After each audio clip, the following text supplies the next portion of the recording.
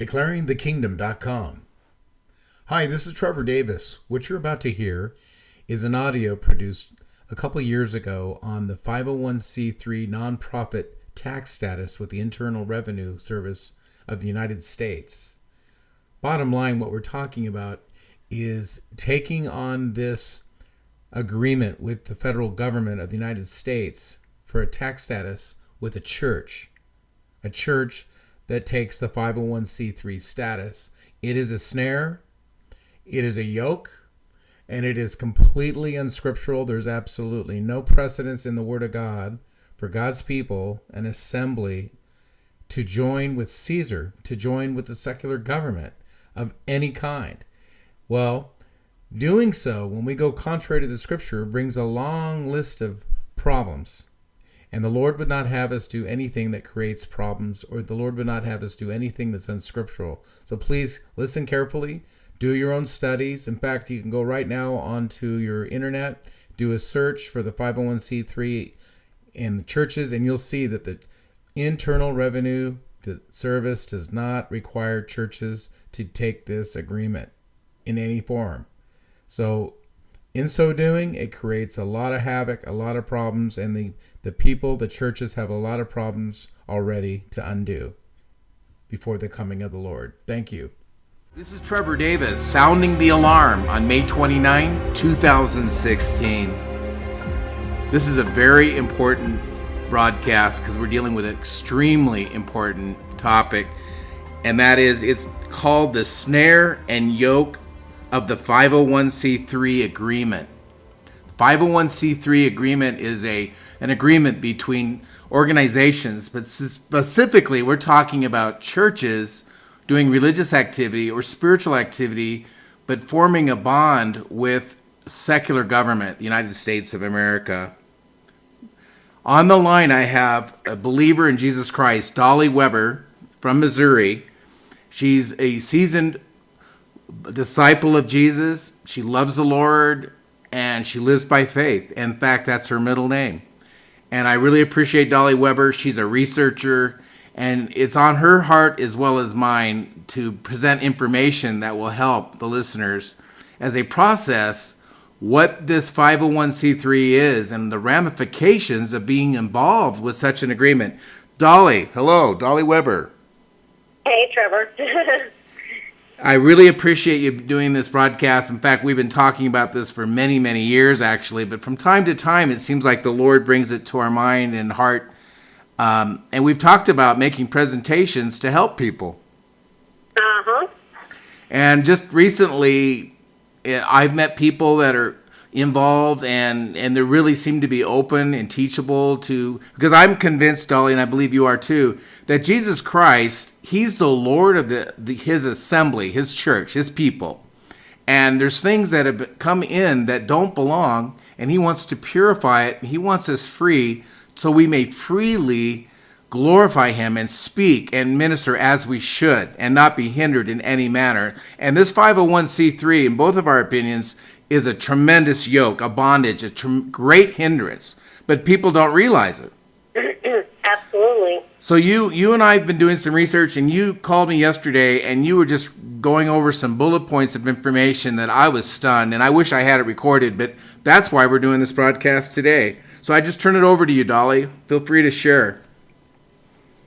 Well, as you and I have talked about this topic, I felt that in all fairness, quote unquote, to people who have not looked past the title 501c3, that many of us, might not suspect it of being anything more than just another way to do taxes. Like when you do your taxes as a seasoned accountant, you utilize the various schedules that are available, and when you find the one that applies to you in a particular financial area, then you apply it towards your taxes. And I think there are many that are under the impression that that's what this 501c3 is all about.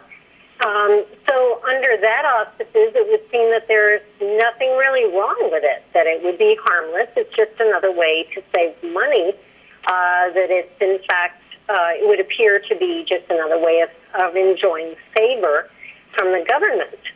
But in fact, when you look at what it actually is, you find out that it's a whole different ball game.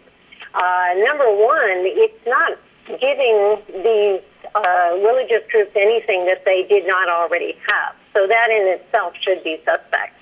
According to the IRS, all churches are already tax exempt automatically in regards to whether a group itself should or can enjoy the benefits of tax exemption. According to IRS publication 557, a church does not need to apply for the IRS tax-exempt status, i.e. the 501c3, because it is tax-exempt automatically. Well, another reason that a lot of people are under the impression for pursuing the 501c3 is to allow its contributors the benefit of being able to have some tax break on their taxes. And to that point, the IRS, in its exempt organization's tax office in Washington, D.C., supplies the same information in IRS publication 526, where it reiterates churches are automatically tax deductible without ever having to apply for the 501c3 status. So if they already had these things, why in the world are churches, or would any church, and I use that word in the common vernacular, which I really don't agree with, because a church really, a church is one unit is the body of Christ. So the Lord never instituted churches as a meeting locale or a building or anything like that. But it really should be referring to the church, the bride of Christ, wherever she would meet in two or more.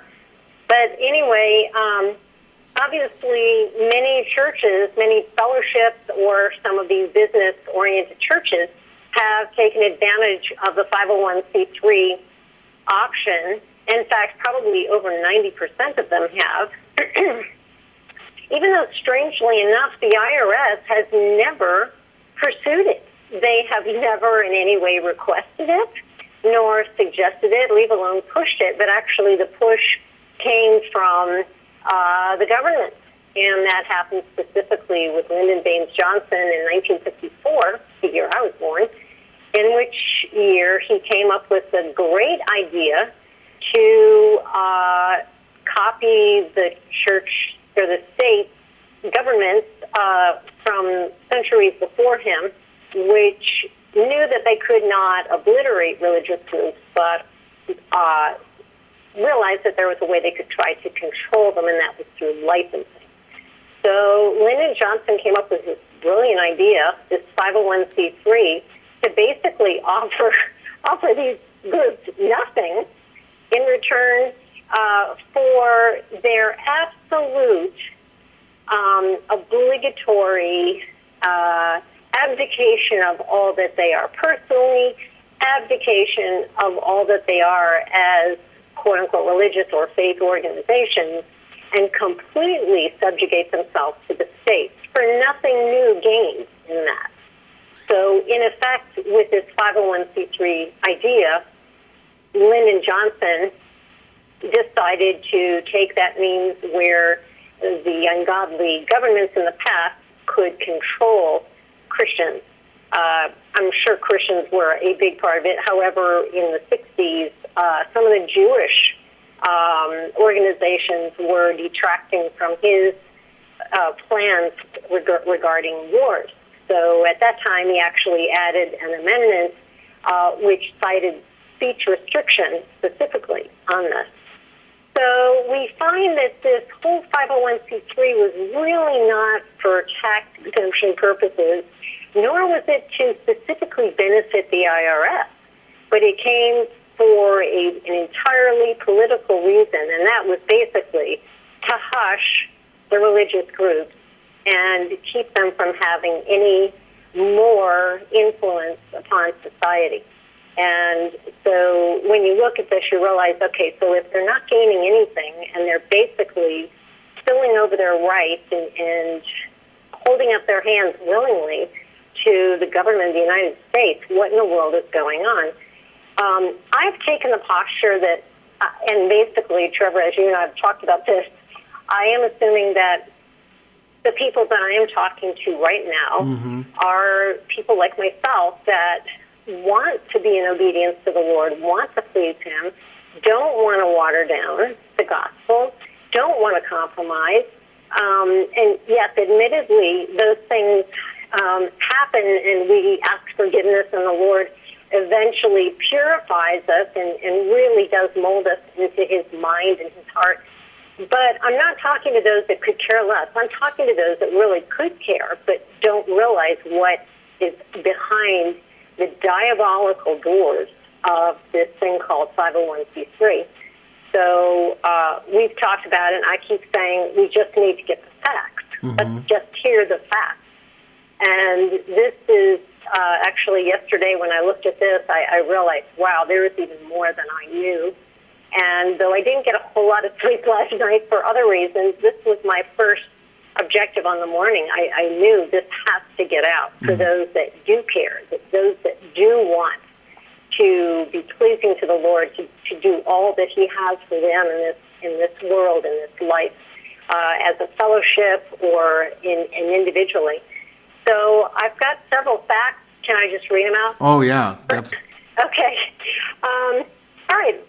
Number one, churches or groups. And I use, again, the vernacular church, not by desire. I'd rather use that as fellowship groups, because I do believe we are to meet. We are not to give up meeting as believers.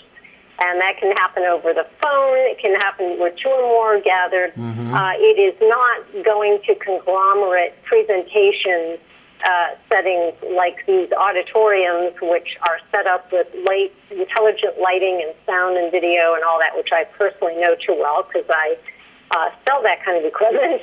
I'm not talking about that. I'm talking about any group of people that wishes to meet on any regular basis. Okay, so that's my vernacular. But number one, churches/groups, religious groups in the United States are not required by law to file for a 501c3. In other words, it is not illegal to not incorporate. Number two, churches or groups in the United States already have tax-exempt status under the law, both for the sake of the group and for the sake of the people who give to the group. And again, citing IRS publications 557 and 526. Number three, by filing as a 501c3, one declares publicly that the head of their church or group is not Jesus any longer, but it is rather the state. In other words, they are a creature of the state. Number four, well over 90% of the churches in the United States have filed under the 501c3, yet the IRS has never urged or even asked them to do so. This is repeating what I shared earlier. Number five, Lyndon Baines Johnson, who is a 33-degree Mason, by the way, and an Illuminati, created the 501c3 in 1954 as a reason specifically to control or, i.e., muzzle religious groups. He noted this way they pulled in political matters and sought to muzzle it by way of the 501c3. He later added a speech restriction amendment to the 501c3, and that was passed without any discussion at all, and I believe that was around 1965. Number six, a church or group that is not registered is a free church, independent from the state, whose sole sovereign head is Jesus Christ, as Jesus always intended it. Number seven, registering with the state under 501c3 gives religious groups no rights that they do not already have. And I will add that apparently if you look in the legal field, you'll find a lot of exacerbated legal people, whether it's judges or lawyers, just scratching their heads, wondering what in the world churches are doing by giving away that which they did have to gain what they already had. And in so doing, are giving up their rights. And these people also have really no patience for trying any cases involving situations after they do so. You know, Dolly, I've heard testimony of attorneys talking about the judges that sat, and it's actually legally foolish. They're flabbergasted at it, and yet it's so commonplace. So continue. That is interesting. I'd love to hear them personally. I've only heard talk about that, but yeah, it is ridiculous. So if somebody makes that ridiculous move to give up their First Amendment rights and give everything that they own and are and rights and privileges to an entity and then later complain about it, what is the court of law going to do but say, okay, I can see where they'd be speechless. Anyway, number 8, that group and its members, this is interesting, they're not allowed to preach against anything that is legal in the United States. So therefore, the United States, or the state, is your boss. You are promoting that boss. And it's much like when you go to work for a company. Particularly, let's take that, you're now working for the competitor of a company that you were just working for. Well, you better believe that if you're going to keep your job, you are now promoting the products of this particular manufacturer, not the old one. And such is the case when you become 501c3. You better not preach against anything that the United States deems as legal. And you're not allowed to under the 501c3. That group, number 9, that group and its members is not allowed to participate in any political campaign in the United States. And keeping in mind that a political campaign, in theory, is that which helps to sway or promote or change or direct the activities and all of the rudiments of a country. That's what the political campaign is supposed to do. Whether, how well it does it, that's really not the point. But when you become a 501c3, you are not even allowed to participate in that. And in so doing, number 10, you are not allowed to promote, endorse, or even speak against any particular political candidate. Number 11, that group and its members is not allowed to influence legislation. Now think of that. Think about it.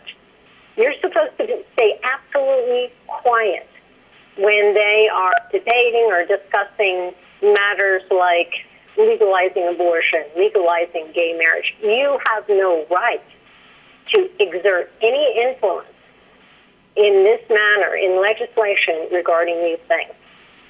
And you're saying that these churches, so-called, that have agreed to this agreement, forming this yoke and this bond, comes with restriction, and there's ramifications for violating the agreement. Is that correct? We'll find out about that in your... Yep, I'm going to get to that point. Actually, I could go ahead and jump to that right now. I'm going to go back to number 12. There are some that would say, that they are the stalwarts, and they'll say, well, I'll never let it get to that point. They'll say they're not going to bully me, and I'm always going to say what's right. Well, really, if you are violating what you promised to do, then now you become a lawbreaker. And not only that, in theory, you've gone against your word. You've gone against those promises, which were already warned against swearing under heaven or earth. But in addition to that, if the IRS or anyone wants to come after you and cite that you have now violated your 501c3 obligation, then they can come after you for the taxes. That they can revoke your tax-exempt status, go after the taxes that you bypassed before and now are owing to them. And not only that, and I'm jumping ahead, this will be one of the points that's going to come up. Not only that, but those individuals that gave to you and deducted those taxes based on your tax-exempt status, now they also become liable for those monies. And the state can and will go after them if the gavel is pushed on us. So, yeah, you can't just, this is serious stuff. And the problem is the legislation is there, the writing is there, everything is there, and your signatures are there. And it's just waiting for when the state wants to push the point harder, or when they come along with a case that says, okay, let's go ahead and this is ours to take. Let's go for it. And then they come up with that case, and that's when people finally will realize, oh my goodness, this is serious stuff. Well, Dolly, that's why I call this a snare and a yoke. The trap is set, but when it snaps, you don't know. But if you're in the vulnerability of having your foot taken, it will succeed. And that's why we're presenting this information, because you're going to let us know that it's possible to dissolve this agreement. Is that not true? Absolutely. And right now it is. Now, in time, this country, no doubt, will become like the early Christians who were severely persecuted, not for their sake, per se, but for not licensing their preaching. That was why John Bunyan, was it John or Paul? Paul Bunyan. It was John. Okay, it could have been Paul, but I have down John Bunyan was imprisoned for that reason, not for his faith per se, but because he refused to have it licensed before the state. So, another interesting part of that, too, that has not even been tested, and that's why they refer to it as the deep pocket theory. And that is this scenario. Say the pastor, i.e. the CEO of the corporation, is insured for $1 million, and someone goes after him and tries to sue him for $1.5 million, which they do have the privilege of doing. By the way, the churches have to be insured, not just for their property, but the pastor, the head, has to be insured in case they give wrong advice. Anyway, if that, say they are underinsured in this matter, then the pastor and the elders and anyone who is a member then becomes personally liable for the rest of the money in that lawsuit. And again, that's called a deep pocket theory because, as you said, Trevor, we don't know when these things will be pushed, but without a doubt, they will be pushed. The time is coming in this country where it'll be bad enough when everybody is forced to register and license themselves with the state and become state property and so forth. Right now, we have the option of doing it by choice, which is kind of a naive choice, but it's still by choice. And we do have the option as of today whereby it can be reversed. And apparently, though it's got to be done right, apparently it does not necessitate a lawyer to do it, which is interesting. Another point, writing off one's tithes and offerings, by the way, can actually red flag the tax return and trip off an IRS investigation.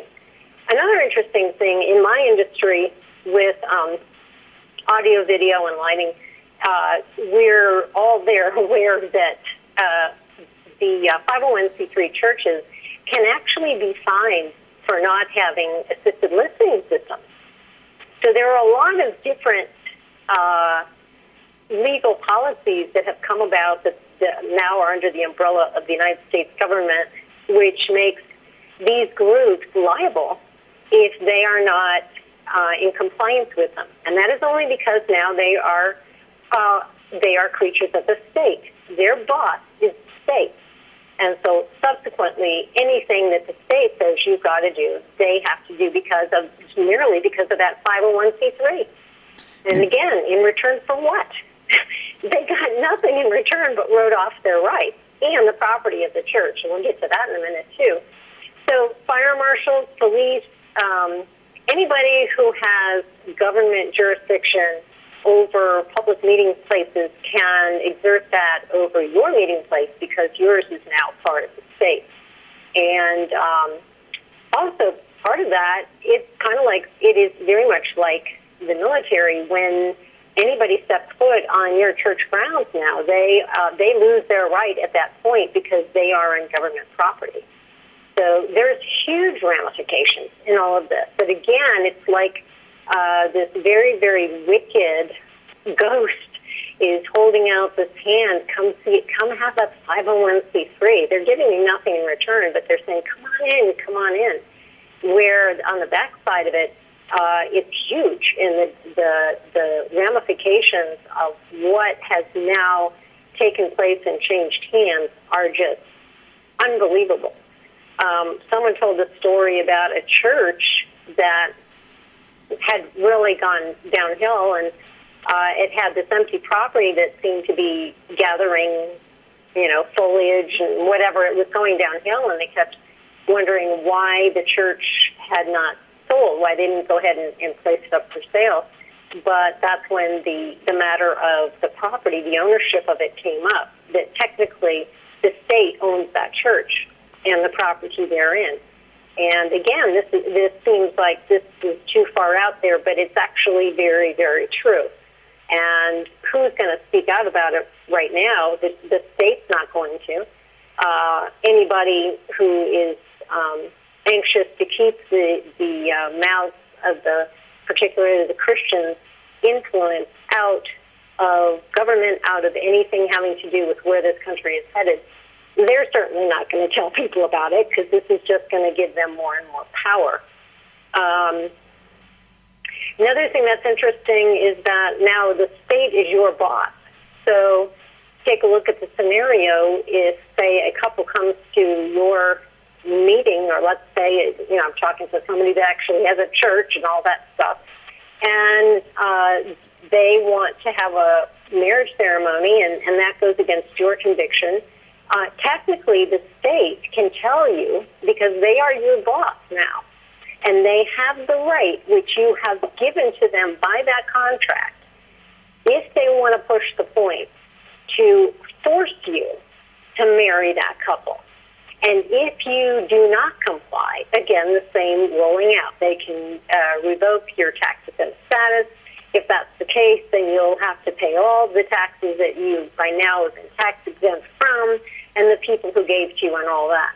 And taking this a step further, don't forget, it's not just Christian groups that go after the 501c3 status. It also includes witches and Satanists. Mm-hmm. So let's take the situation where that church is failing and the property seems to be going nowhere, and okay, it's really the state, and the people that started that church are still kind of want to hang on to it, but they really can't. So the state can come in for their own reason, and actually take that property and hand it over to any other 501c3 group, including witches and Satanist groups. And they, too, incorporate as 501c3. And this is all entirely legal, just because it's kind of like the king, that had no clothes or whatever. It's the same kind of thing. Everybody's saying, get a 501c3, and without even looking at what you're getting, the only thing you did, you gave away your rights, and you gave the state to do this kind of stuff to you. And one day, it will start coming out more. But while we have the chance to come out of these, we really need to. I believe that is about, I think that's pretty much the point that really caught my attention. Clearly, in principle, and the Lord talks a lot about building on foundations.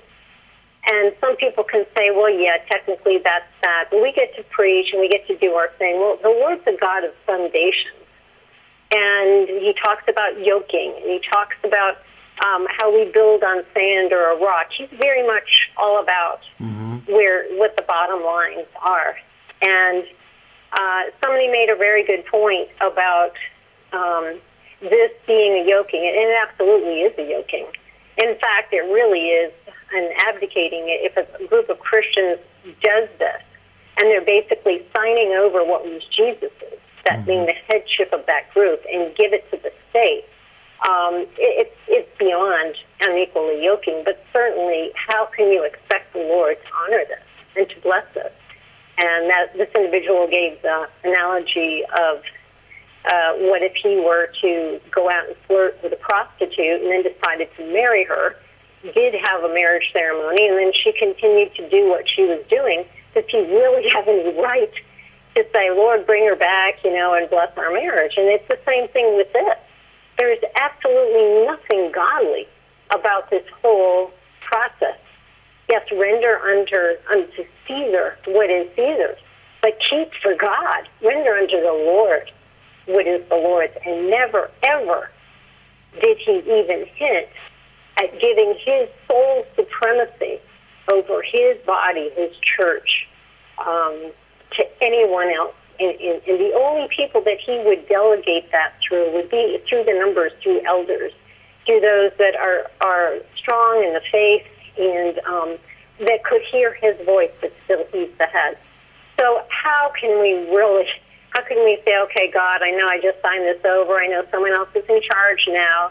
I know that they won't allow me to speak against anything if it's legal in this country. I know that hurts your feeling, God, but please help this church to grow. Help our fellowship to be meaningful. Help, Lord, we want your glory to come. Oh, really? Anyway, I don't say that disparagingly of the individuals, because until you see this, you don't see it. But these are the facts. And yes, the process can be reversed, and many times we do go into situations without carefully examining it ahead of time. But this is what's going on with the 501c3, and I just urge all my brothers and sisters to come out of it, because at this point we have given over what is precious and blood-bought and sovereign to the Lord, and we've advocated that to the world. And they're now muzzling us. They're going to tell us what we have to do, what we can't do.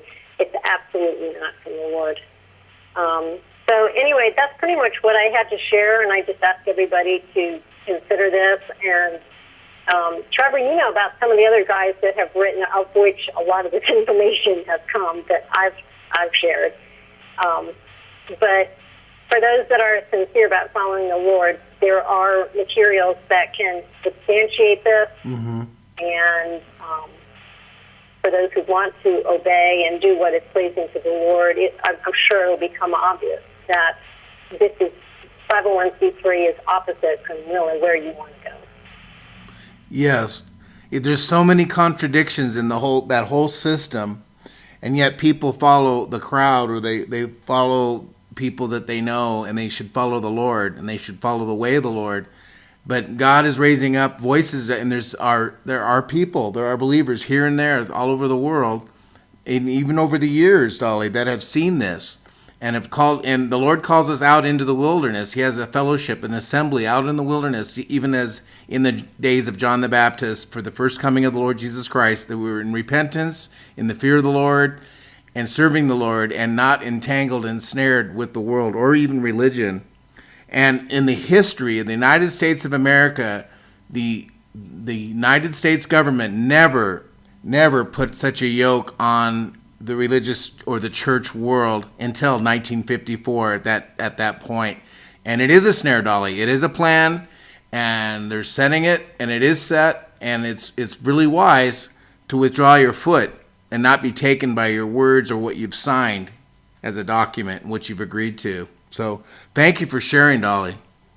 Yeah, you're welcome. Yeah, just as you were speaking, I was picturing like this invisible chain that right now is surrounding all of the believers and all of the belongings of these quote-unquote church or fellowship groups that have signed over to the 501c3.